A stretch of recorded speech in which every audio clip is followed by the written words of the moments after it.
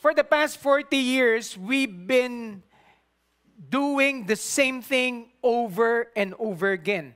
And parati nyo maririnig sa aming mga pastor, sa mga leaders, sa mga volunteers, those who invited you here, the two statements that are so familiar and yet so powerful in our movement. Honor God and make disciples. Last week, Tim preached a powerful word on how it looks like to honor God. Paulit-ulit naming babanggitin, we exist to honor God. That is our starting point, the honor of God. This is why we exist as a church, as a movement, and as individuals in this church family. And today, we will dive into the second statement, which is make disciples. Everybody say, make disciples. Bago yan, bababa muna ako. We'll have a very short activity. I'm sure you've seen different renditions or versions of our 40th anniversary, yung 40 na logo. Alright, so here's what we're going to do. I'll flash 6 different logos. And kung alam nyo kung anong local church yun, stand up and shout it out. Okay ba yun? Alright, sige. First logo. Okay. Okay, what's your answer? Victory Green Hills. What's your name?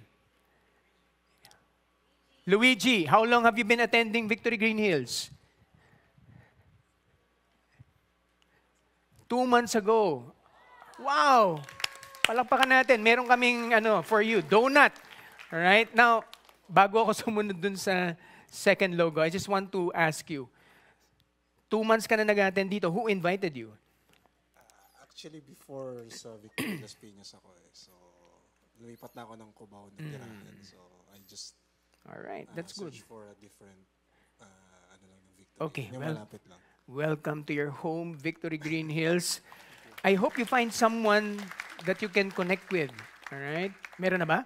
Wala pa. Wala pa. Later on, kindly approach RV. That guy. That bald guy. Yan. Taas mo yung gamay mo, RV. Lapitan mo siya. Okay ba yan, Luigi? Alright. Next logo. Yun. Victory Vegan. Yan. Alright. Si Doktora, welcome back to the Philippines. Yan. Kunin mo yung prize. Next logo. Dapat tumayo, ah. Yun. Alright. Si Doc. Alright. Game. Victory Cebu. Next. Next logo. Sige, bilisan na natin. Tayo, tayo, tayo. Ha? Asa na? Makati. Na-recognize nyo ba yung logo? Sabi niya, Ichi pare. Ichi. Makati. Makati. Alright. Sir, what's your name again? Vince, all right. Are you part of any victory groups here in Victory Green Hills? No? Okay lang ba later on? Please do connect with RV. All right? RV is the guy of the day. All right? Okay. Vince, RV. RV, Vince. Okay. Connected ka na. Next logo.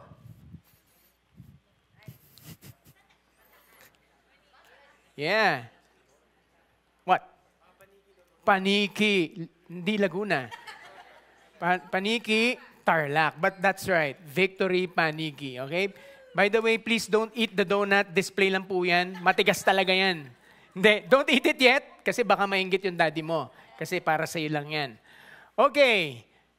There's more. Show it. Yon. One of my favorite. Oh, doktora. Sumagot ka na. Wag na yan. Wag na. Oh, game. Tayo tayo No raising of hands, just stand and shout. Von. Yun, Victory U-Belt. Sige, palakpakan natin lahat ng mga nag-participate. Meron pong kasamang tissue yan na may nakalagay dyan, honor God, make disciples. As I've said, ever since 1984, our forefathers up until today, 40 years after, it's the same message. Honor God and make disciples. We take the Great Commission seriously. Hindi lang po to basta logo. Hindi lang to basta banner that we trumpet every now and then. This is who we are as a church. And if you are considering this church as part of your family, sama na kayo. Sama na kayo sa next timeline of the next 40 years in what God is doing in the city of San Juan and the nations. Honor God and make disciples. Now, as a reminder, kailangan talaga nare-remind tayo, no? Parate. Bakit? We are a people who easily forget. And so, as a reminder, ipapaskil ko ulit the Great Commission, Matthew 28:18 to 20. And allow me to read it. And Jesus came and said to them, all authority in heaven and on earth has been given to me. Go therefore and make disciples of all nations, baptizing them in the name of the Father, the Son, and the Holy Spirit, teaching them to observe all that I have commanded you. And behold, I am with you always to the end of the age. Sabi mo sa katabi mo, go. Tignan mo yung kabila. Sabi mo, make disciples. Now, can I invite everyone for our main word for today? And it's found in Psalm 78, 1-8. Tayo po tayong lahat in reverence to God's word. If you have your Bible, I hope you're bringing your Bible every Sunday. Or kung kaya nyo, araw-araw, bit-bitin nyo para meron kayong reminder to read the scripture of God. You know, before I read, sorry. The word is still relevant up until today. Hindi po ito dahil sinulat ng Old Testament and New Testament, tapos na.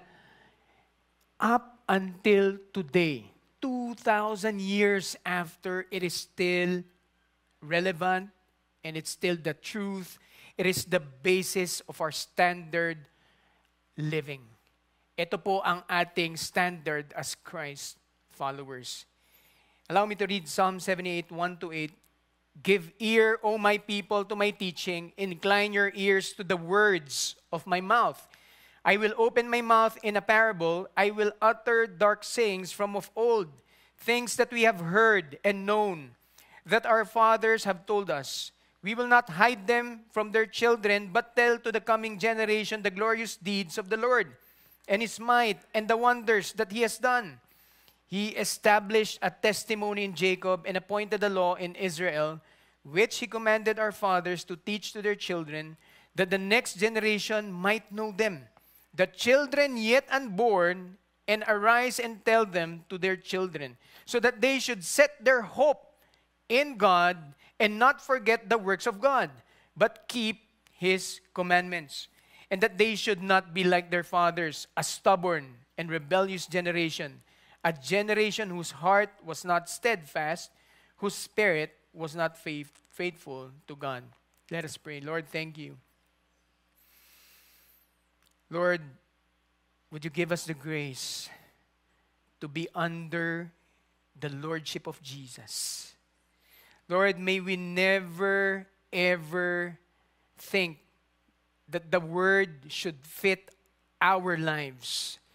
But may it be the truth in our minds and in our hearts that we should fit our lives to the Scripture. Lord, your word is the final authority of our way of living.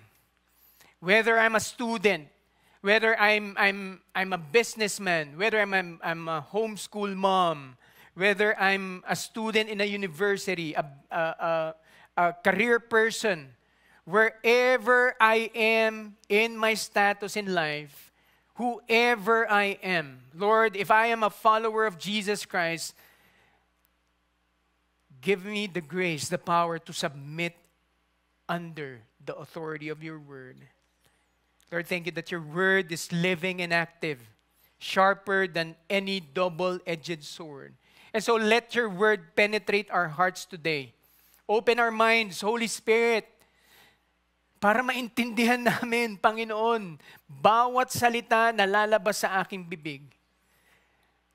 Thank you, God, for anointing me today to preach your word with so much power, with so much anointing that comes from you, Holy Spirit. Thank you, Jesus, for what you have done on that cross.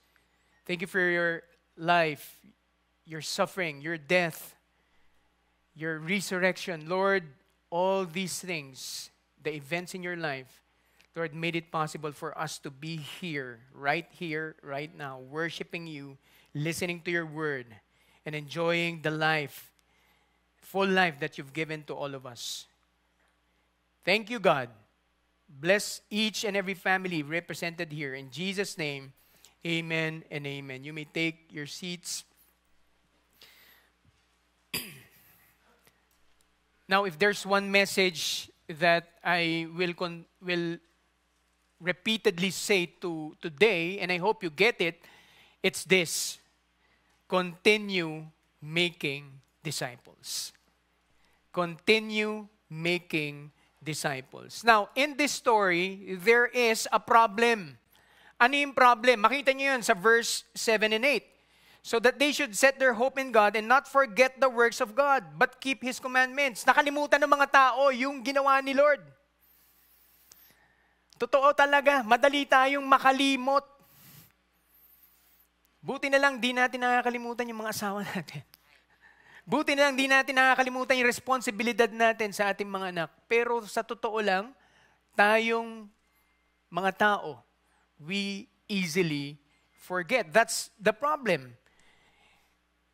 Next problem is that their forefathers were stubborn. Matigas ang ulo. Tignan mo yung katabi mo. Hindi siya yan. Mabait yan eh. Stubborn, rebellious generation. A generation whose heart was not steadfast. Mabilis lumiko, unfaithful. Whose spirit was not loyal to God or was not faithful to God. Now, just a quick background, the people of God during this time, really, they've forgotten about the works of God, the glorious deeds and the mighty works of God. Nakalimutan na nila yung time nila in Egypt. Kung paano sila ni-rescue ni Lord, kung paano binuksan ni Lord yung Red Sea, hinati niya, all those things, the goodness and the faithfulness of God over their lives, nakalimutan na nila. And so I would encourage you, read the whole Psalm 78. This Psalm 78 was written by Asaph, a worship or a choir leader during the time of David and Solomon. In our time today, parang sina Atisali yan, si Timothy Velasco. Asaph was a prophetic musician. And so, God used Asaph to deliver a very important message. Why? Because there's a problem. Again, the problem was sin. They live their lives based on what they see that will fit them. The problem is sin. And did you know that up until today, this is the same problem? Sin. That's why there's so many dysfunctions in marriages, in families, because of sin. That's why there's corruption in this nation. Why? Because of sin. Sin actually destroyed the original design of God for life. It is sin that caused this in our world today. So many people are trying to live their identity based on their emotions. Pag feel ko na babae ako ngayon, sige, babae na ako. Pag feel ko na pumasok sa isang relationship na alam ko immoral, hindi, okay lang yan, basta love namin yung isa't isa.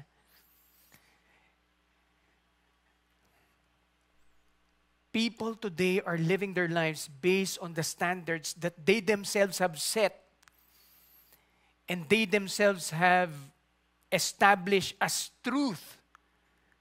Nawala na yung picture ni God. And so when there's no picture of God in our lives, it's chaotic. Bakit? Kanya-kanya tayong standard. Imagine nyo, ilan tayo dito ngayon? Let's say we're 400. There are 400 standards on one single topic. Let's say relationship. I'm sure magkakaiba tayo ng standard when it comes to relationship. But you know, the beauty about having God in our lives is that there's a standard not set by man, but a standard set by God. And you can find it in the scripture. And itong standard na to, it's timeless. Pwede mong panghawakan. Hindi siya mawawala. Heaven and earth will pass away, but His word will remain. And so, anong ibig sabihin nun? His word is trustworthy. Pwede mong pagkatiwalaan ng buhay mo. Pwede mong ipalupot yung buhay mo sa salita ng Diyos. Bakit? Hindi ka niya i-fail. A lot of people are afraid to make unpopular decisions. Why? They might get canceled. In our generation today, culture, yung kultura, or kung ano yung sasabihin ng influencer, or kung ano yung quotable quote na makuha mo, yun ang nagiging katotohanan. Nawala na ang salita ng Diyos. Kaya yung mga desisyon ng maraming tao ngayon, it's based now on emotions, on feelings, or on the perception of other people para hindi makancel, para ako matanggap ako ng society. I will set aside my convictions. Ito na yung susundin ko ngayon. This is happening today. Di na uso na pinaglalaban ng marriage. In fact, in our nation, divorce is moving forward. Nakapasok na. Sad to say, a lot of our lawmakers, they have different standards in life. I cannot blame them why some of our lawmakers that are passing this bill have experienced brutality in the marriage. Kaya they're looking for a way out. But if you look at the standards of God and the Word of God and what it says in our day-to-day living, napakarami pong napakagandang laws and ordinances and commandments that pertains to our day-to-day life.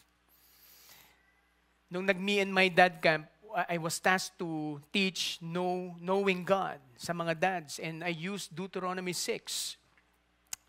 If you come across this text, Deuteronomy 6, makikita mo doon sa umpisa, bago nagsabi ng command si Lord para sa mga tao niya, sa mga Israelita, pinakita niya muna yung puso niya.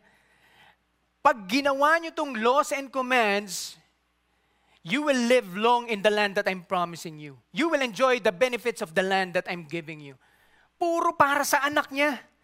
And I do believe the heart of a father is like that. Kaya nagbibigay ng mga laws, the Word of God, the Torah, the instructions of God, is so that His children will not live kung paano yung gusto nila. Na tingin nila, best life ever. Ang heart ni God as a father is to give you the best life. Not just here, but in eternity.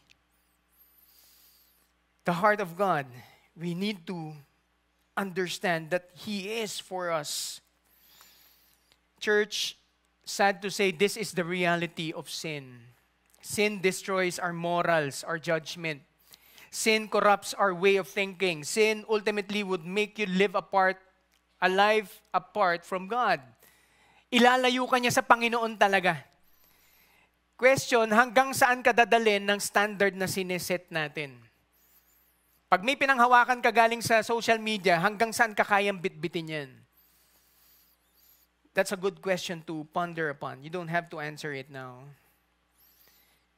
Ito yung problema nung time ni Asaph, nung sinulat niya yung Psalm 78.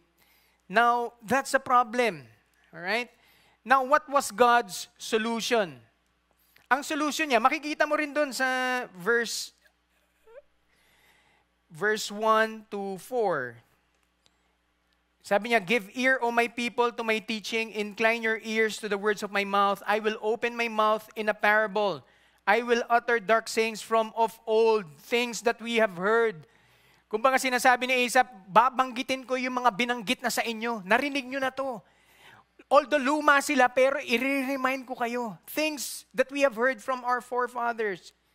Things that we have known and have been told to us. We will not hide them from their children, but tell to the coming generation the glorious deeds of the Lord and His might and the wonders that He has done. In short, ang solusyon ni God, i-remind yung mga tao, get to know me again. And I am sure, and I am absolutely sure, while preparing for this preaching, ito yung gusto ni God na marinig nyo. All of us, God is reminding us, get to know me again. Merong mga iba dito, you've been attending church for a long time. It seems like it has been a habit for you. But somehow it has been, or you've forgotten your first love. And God is reminding you today, know me. Huwag lang kayong umupo on a Sunday. Open the scripture of God. Open His love letter. Why? There's so much in store for you and I. Let's not be contented with the preaching of the pastor. Don't be content with just hearing your victory group leader. I do believe God has a word for each and every one of us. We have to get to know who God is. That was His solution. Get to know His works.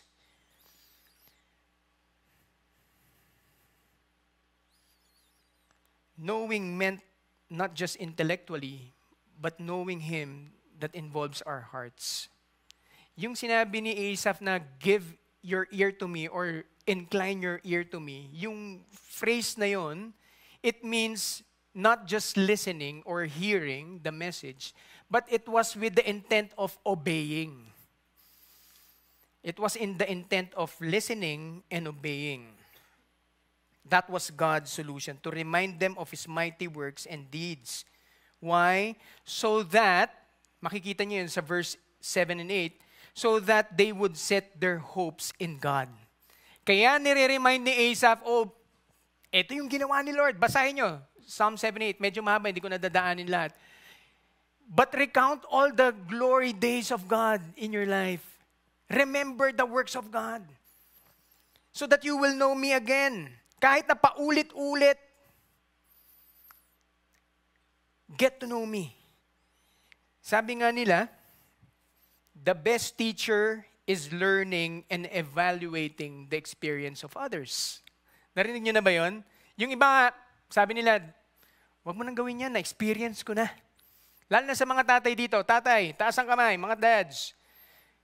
Madalas sinasabi natin sa mga anak natin to, wag mo nang daanan yan, dinaanan ko na yan.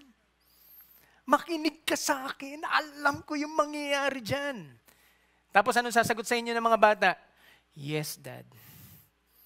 But after a few hours,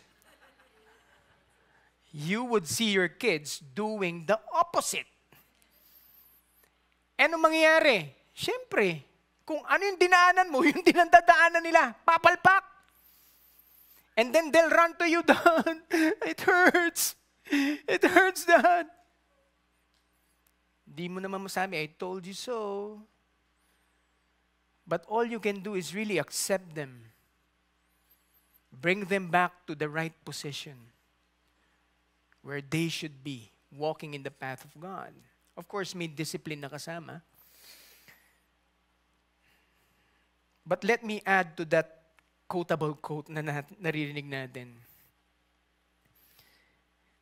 Allow me to propose to you a timeless truth that you can hold on to in terms of experience and not repeating history. You should have the fear of the Lord. You should have the fear of the Lord. Why? The fear of the Lord is the beginning of wisdom. Kung meron mang isa na dapat meron ka as a Christ follower, is your fear of God.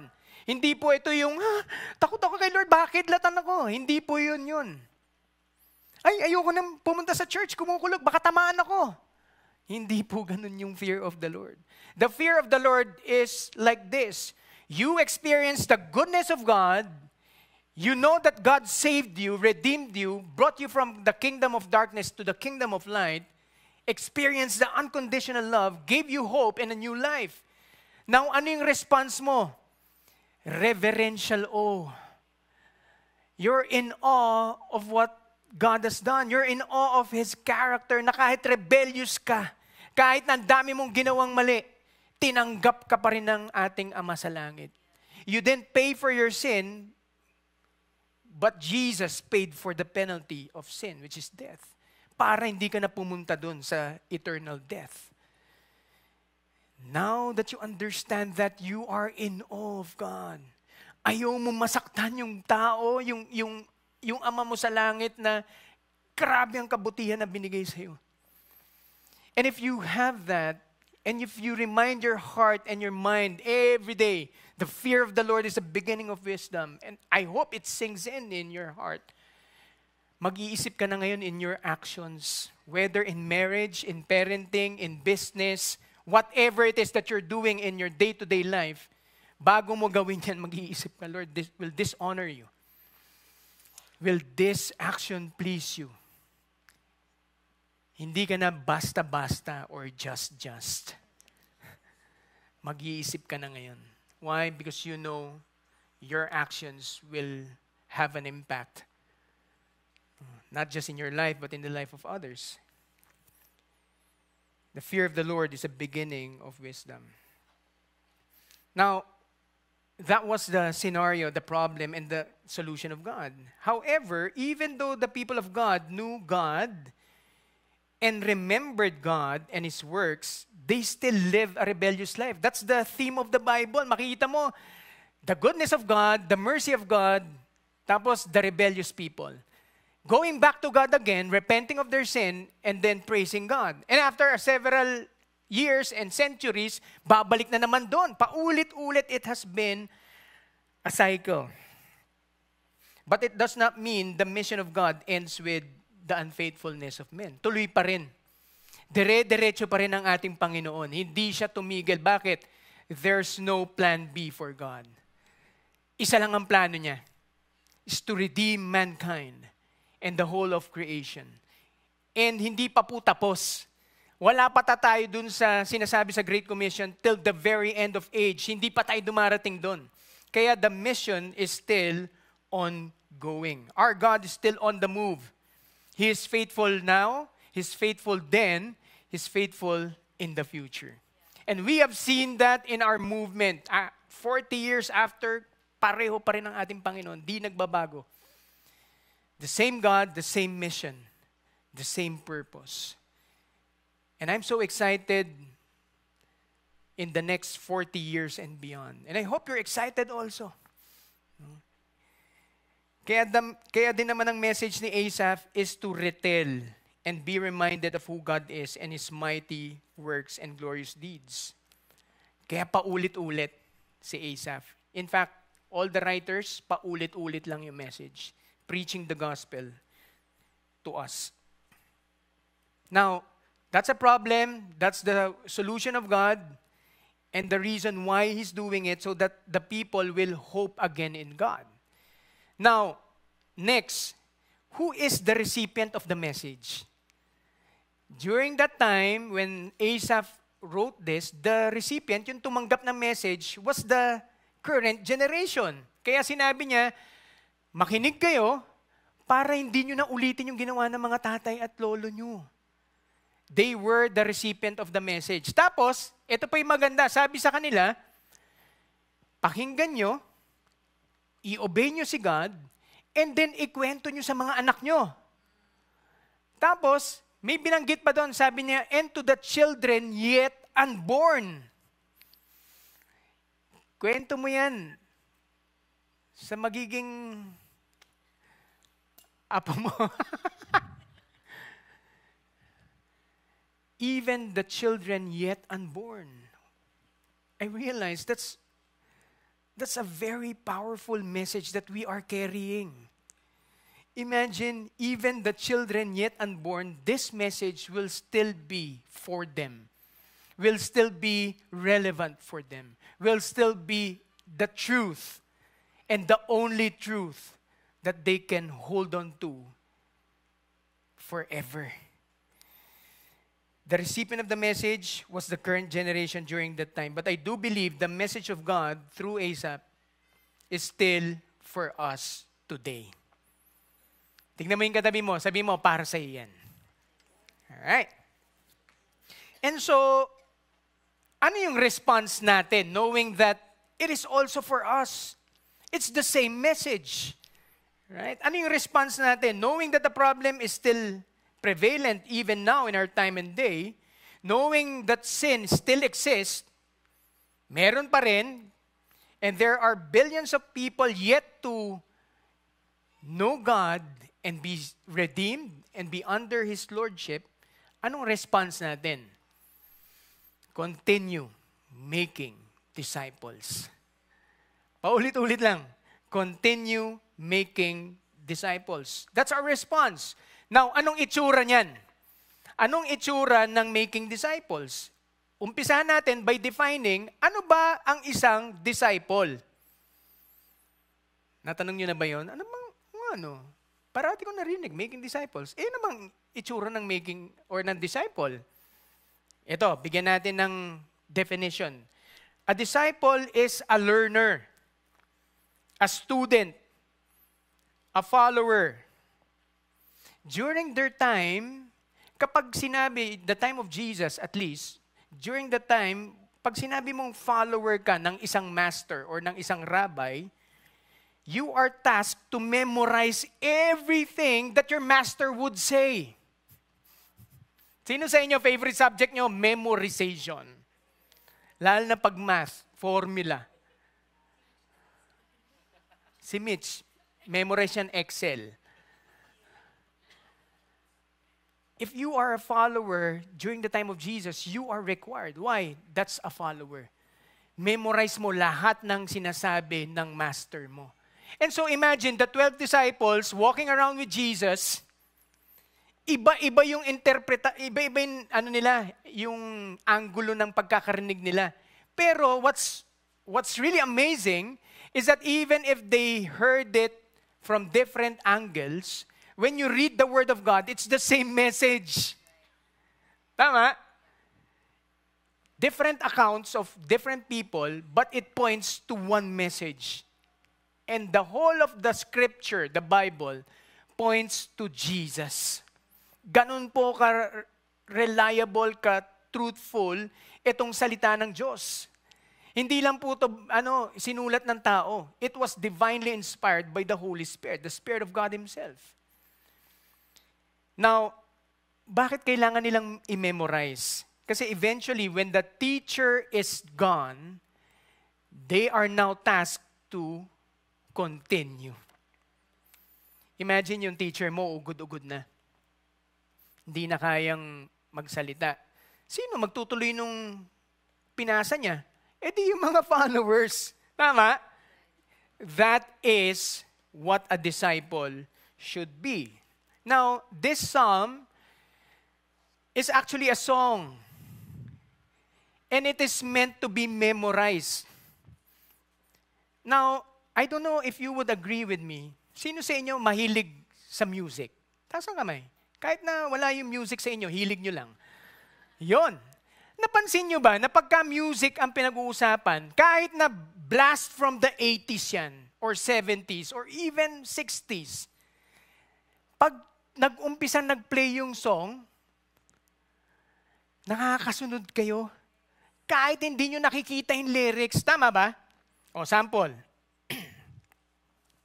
Ha. Nalapit muna ako sa bata. Alright. Pwede yung humingi ng mic. Sorry, nag-practice ako talaga nito. Sana nasa tono ko, Tim. Ha? Ano to? Practice to. Alright. Althea. I'll sing the song and then you continue it the next word. Okay ba yan? Mahilig ka ba sa music? Oh, sige na, masira yung illustration ko eh. Alright, game. Althea. Kakanta ako ha. Okay. Uso pa ba ang harana? Yun. Lagyan mo ng tono. Ang harana. Yan. Di mo ang galing, no? no? Di ba? Palakpakan natin si Althea. Sample number 1. Ito, sure ako hindi ako mapapahiya dito. Kuya Jun. Ayan. Dahil blast from the past to. 1985. 40 years. Almost 40 years. Kasing edad ng church natin. Alright? Panalangin ko sa habang buhay. Piling ka, sama ka, yan ang panalangin ko. yun. Galing, di ba? Hindi po yan, hindi po yan scripted. Totoo po yan. Ayan, the microphone. There's something powerful about a song. And it sticks to our mind. Kaya itong psalm na to, talagang, it was designed to be memorized. If you are a follower of God, ganun po ang dati. Alright? And up until now, yun pa rin naman, relevant pa rin yung truth na yun. Sabi sa Bible, read and meditate. Right? Nguyain mo.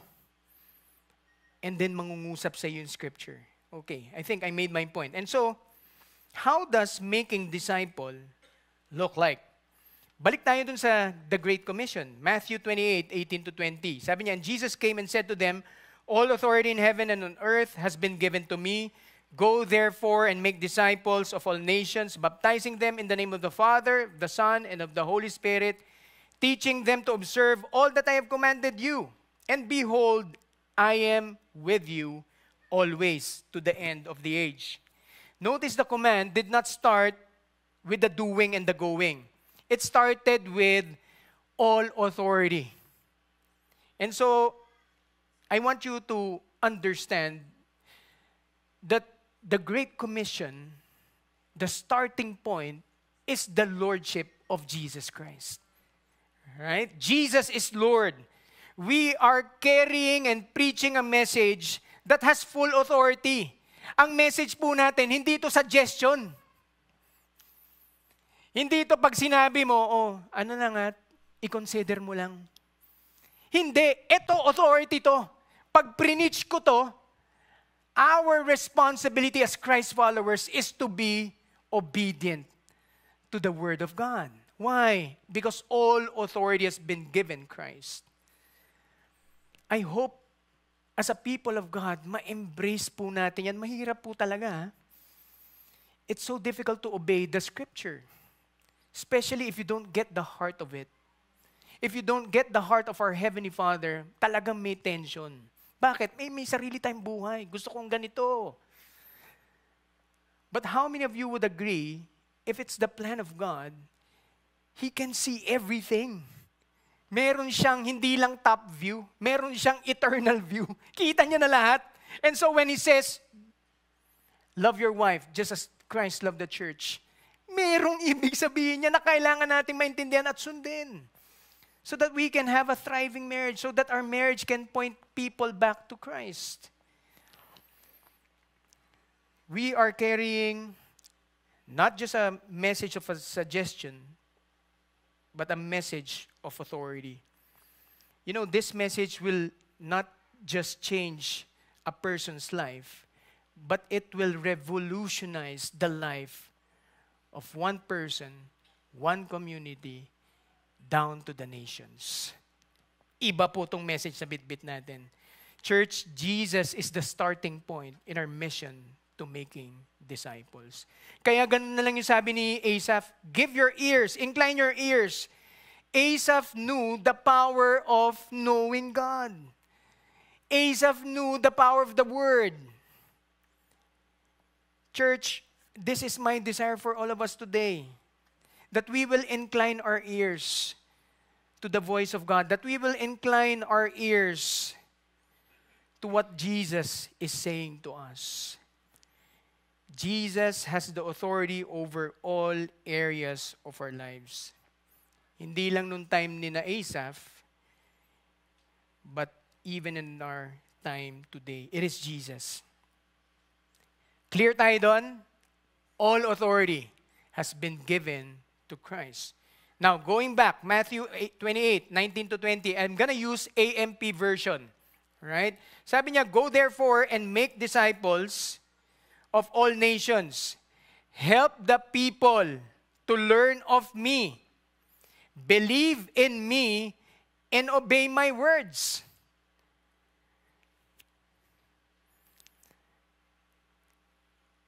Let it sink in.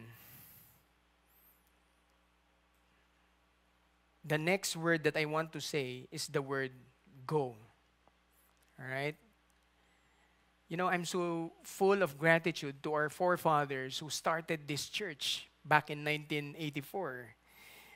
I'm so thankful to them. Why? Because they obeyed the voice of God. Imagine Pastor Steve Murrell, who was a young youth pastor back then, a missionary at heart, and Pastor Rice Brooks had a conversation, flew to Manila, and started a church plant in the middle of Manila where there's so much chaos. Ito po yung height ng martial law. Daming riots. Nung time na to, I was around 8 years old. No? So may mga naririnig na akong kwento. Although hindi ko na matandaan yung mga kwento. But it was a crucial time in our nation. And so, nung pumunta sila dito, marami sila nakausap ng mga church leaders from other churches, and they were discouraged to plant a church in New Belt. Why? Unang-una, walang pera dyan. Puro estudyante, puro barya makukuha mo. Pangalawa, ba't ka pepesto dyan? Magulo nga. And come to think of it, 40 years after, if they did not go and obey the voice of God, we won't be here. Imagine their faith in God and imagine the work and the mighty deeds of God during that time. Naka-reach out sila ng 160 plus students, no, na wala namang malalaking bulsa, puro baryan dala, and yet they carried the message, honor God and make disciples, preach the gospel to different campuses. And that's where our story began. And to date, we are not just a mission field, but now we are the mission force. Tayo na yung second largest missionary sending nation next to Korea in Asia. Grabe, no? Praise God. Sige, palakpakan natin ang Panginoon. Go. Yun ang sabi sa Great Commission. And I do believe as we take part and obey the Great Commission, as we go, we will see God's faithfulness in the next 40, 50, or even 100 or 200 kung buhay pa tayo. Now, when I say go, it doesn't have to be going out to the nation right away. Although some of you, you might be called to go to another nation, be a tent maker, help the church plant, or just preach the gospel wherever God will send you. But it doesn't have to be that way all the time. Pwede kayo mag-start where God has placed you now. Start with your own family. Preach the gospel. Share the good news to your children. Start in your own barangay, in your community. May mga leaders tayo. Kung saan sila nagtatrabaho, we have Brenda Lau, who's working in San Juan City Medical. Kung saan siya naka-assign doon, accounting department, hindi siya nag-i-stay lang doon. Pumupunta siya sa mga ER, pinagpe-pray niya yung mga sakit. Alam nyo, believe it or not, hindi lang natin nare-report pa. But we could have a church plant inside the emergency room. Imagine that. But we won't do that. But we'll keep on engaging the community. Why? Because that's our mandate. Go. But it doesn't have to be big. Maybe some of you, you're hindered to make disciples. Bakit? Kasi, Pastor, hindi ko kaya mag-handle ng 12. Hindi mo kailangan ng 12. Mag-umpisa ka sa isa. Okay na. Lead one people to Christ or one person to Christ. That's good.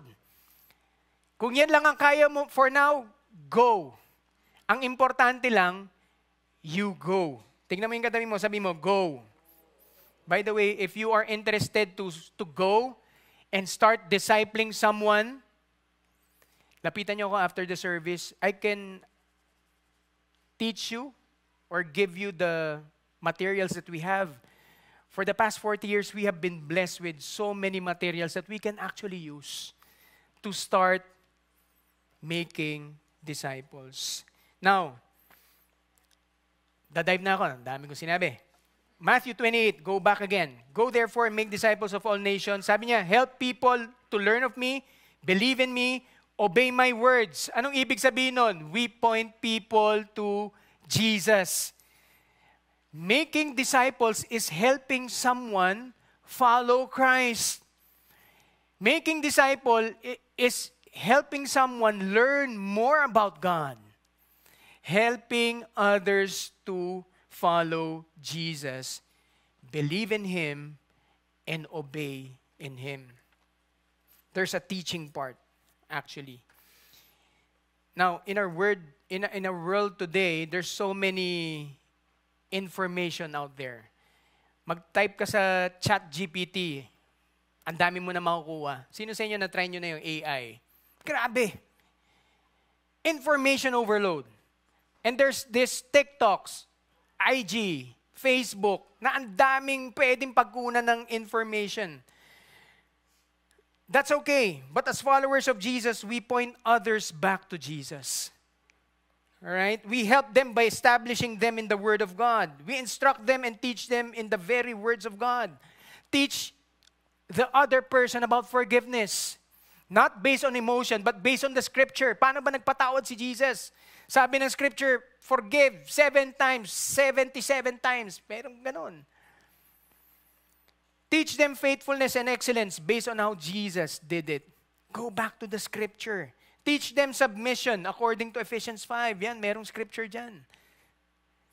Teach them how to love unconditionally, not the way the world defines love, but how Jesus loved us. Go back to Jesus. I-point nyo sila kay Jesus. Church, making disciples means we teach others to obey all that Jesus had commanded us to do. Now, maybe you're asking, ang hirap naman, Pastor, making disciples. Kaya ko ba talaga yan? Napakarami pong testimony. One is that video. There's so many videos about real-life students who experience the power of God and the power of the gospel that transformed their lives. Meron tayong mga real-life students. Grabe, may mga negosyo na ngayon. May mga sarili ng bahay. Wow! Lord, mag-real life student lang ako.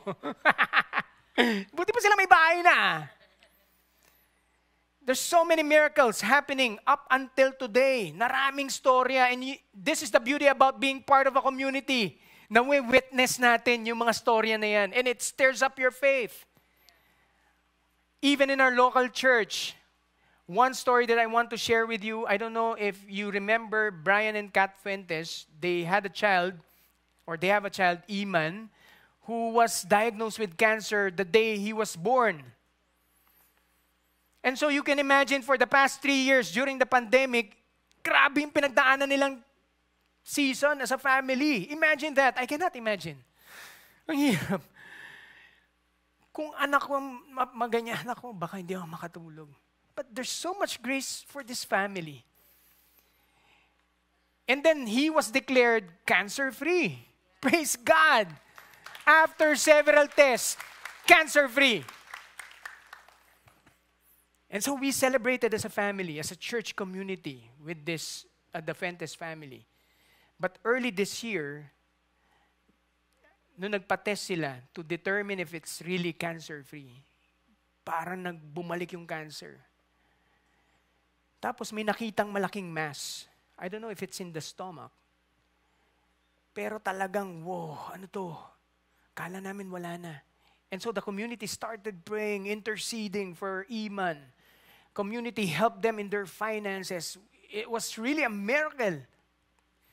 Even at that point in their journey. And then recently, they came out from all the tests, the lab tests that they've done. The doctor said, cancer-free. Wow! Wala na talaga. Ito pa yung matindi. The miracle of God. Yung mass na nakita, disappeared. Wala na. As in, hindi to, lumiit, wala. Nag-disappear. Why am I telling this story? The miracle of God is still happening till today. So many testimonies that can encourage you to move forward and keep on doing, continue in making disciples. Ang importante lang, connected kayo. Para naririnig niyo yung mga stories, you yourselves, you can see the faithfulness of God in their lives. Yun din naman yung message ni Asaph eh. Tandaan niyo yung ginawa ni Lord. Tama? It's in the context of community. Yesterday, I was talking to Joey Biteng, one of our worship leaders. And he was sharing his story on recent crossroad that he is facing. Nag-iisip na siya kung ano yung career niya na ngayon. And he would like to pursue his dream of going international, rock star. Ayun.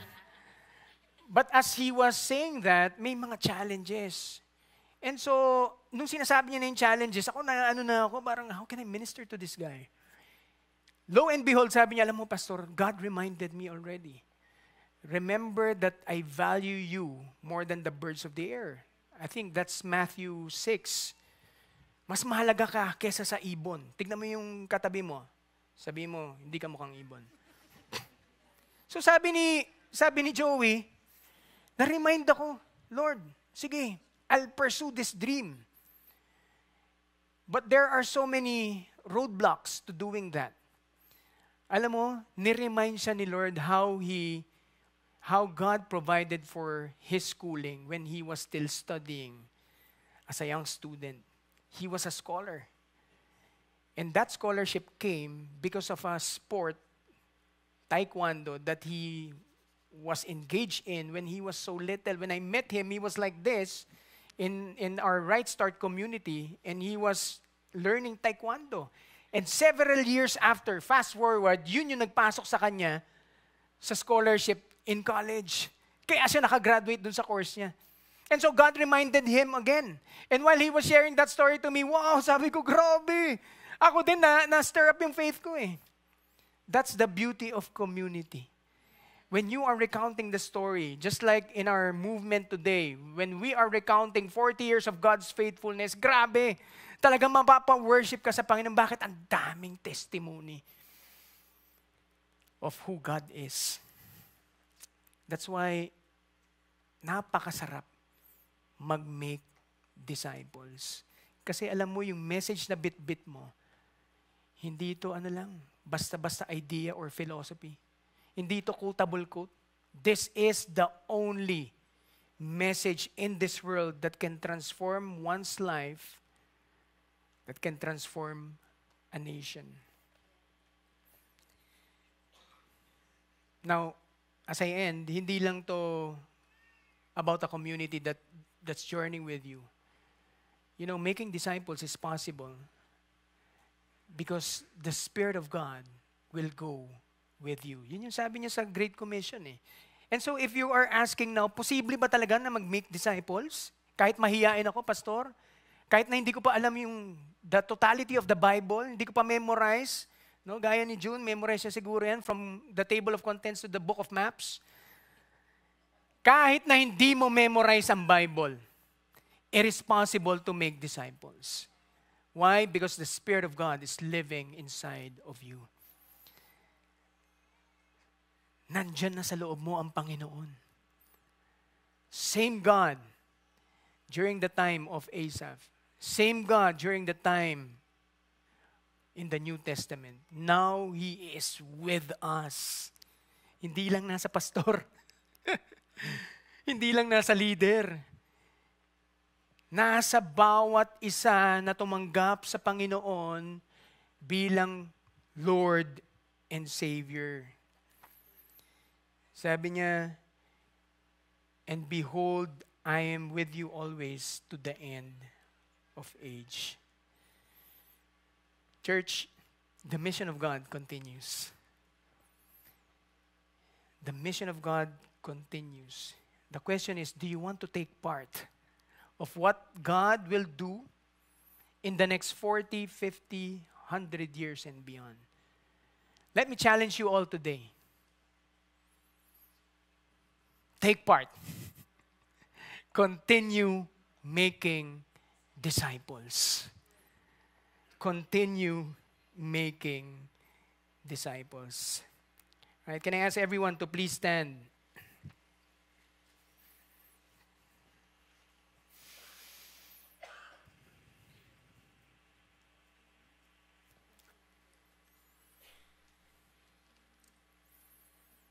You know, maybe some of you want to do it. Gusto mo mag-make disciples. Pero hindi mo lang alam paano. You don't know how to start. Now listen to me. Maybe some of you just have to be connected. Kristiyano ka na, alam mo, tinanggap mo ang Panginoon bilang Lord and Savior. Get connected. You know why?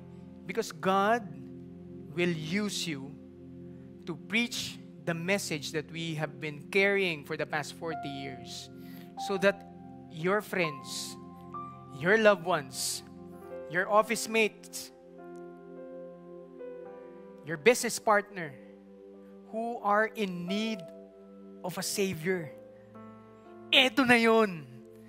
Yung umaalma na sa inyo everyday, alam mo, pag-pray mo ako, nawawalan na ako ng pag-asa, feeling ko, hopeless na yung buhay ko, feeling ko, baksak na kami, feeling ko, wala nang pag-asa yung marriage. You have the message now. All you need to do is get connected. Now, some of you are connected, but you're scared to do it. It's okay. The Holy Spirit is living inside of you. He will give you, when you ask Him, to give you boldness and courage. He will open those doors. He will even give you the wisdom on what to say. All you need to do is ask. With all eyes closed, we're gonna ask the Holy Spirit right now. Taas natin yung mga kamay natin. Holy Spirit, you said you will go with us till the end of age. And so today, Lord, we're asking. Lord, we desire to preach the gospel. We desire that our loved ones will be here, hearing the message. We desire that my brother and my sister, my neighbor, my office mate will also live a life that you've planned out for them. But Lord, there's no one else who's now ready to preach the gospel. And so, Lord, Holy Spirit, we ask you, church, in your own lips, you say, Holy Spirit, give me the wisdom, the right words to say. Open those doors that I can preach the gospel to them. Salamat, Panginoon. Holy Spirit, just be with these people right now. Would you grant their desire, Lord, to go and make disciples wherever you place them. In Jesus' name, amen and amen. One last group. You know, the human nature would not really honor God. Why? Because of the sin. Hindi siya automatic sa atin. Kaya, maybe somehow, this doesn't make sense to you. Hindi gumaganon, hindi tumatagos. Maybe your eyes and your heart is closed right now. And I want you to grab this opportunity. I do believe God is inviting some of you into a relationship with Him. Why? Because only a relationship with Christ can compel you to continue making disciples. Bakit? Kasi siya yung starting point ng discipleship. He is our Lord. And maybe some of you, you're here tonight and you know you're not under the Lordship of Christ. Pero gusto mo na. Nahiya ka lang. Pastor, ilang beses ko nang trinay pumunta sa harap pero nahiya ako. Huwag kang mahiya. Bakit? Eternity yung pinag-uusapan. Huwag mong itaya yung buhay mo sa hiya. Eto na. Kung meron man magpapahiya sa'yo dito, hindi kami yun. Baka naisip mo lang. And so if you are here, you know you don't have a relationship with Christ, now is the time. Can you raise your hands? Yes, Lord, thank you. Wow. Wow, Lord, thank you. Palakpakan natin itong mga taong to. I don't want to embarrass you, but can you please come forward? Come forward. Lapit kayo dito, sir. Lapit kayo dito. Thank you. Those guys in the back, please, come forward. Don't let this invitation pass without receiving Christ. Come on. Come on. Let's go. Yan. Alright. Punta po tayo dito sa harap, sir. Kung meron pang gustong humabol, now is the time. Think of your loved ones. Think of your friends. That after you receive Christ, they will have that opportunity to receive Christ as well and hear the gospel. Are you coming forward? Come on, let's go here. Don't be shy. Wow, thank you. You know, this is the greatest decision that you will ever make, to surrender your life to Christ. And so I want you to follow me in this prayer. Close your eyes. Lord Jesus, I have sinned against you. I lived a rebellious life. And I know I cannot go back to you.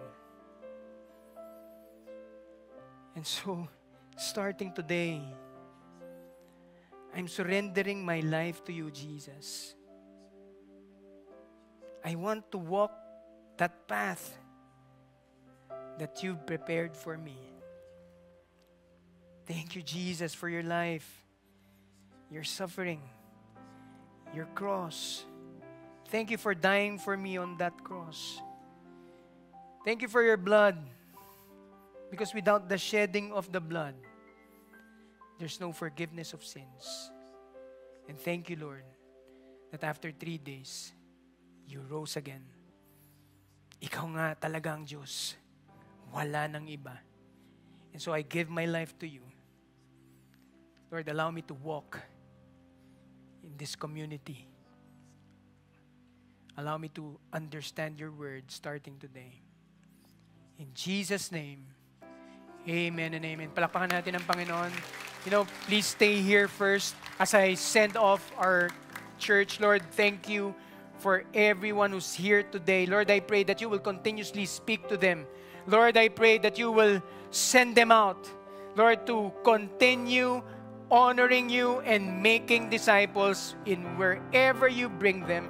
Lord, bless their family. Give them good health. Give them whatever they need so that they can continue the mission that you're giving them. In Jesus' name, and everybody say, amen and amen. God bless you all.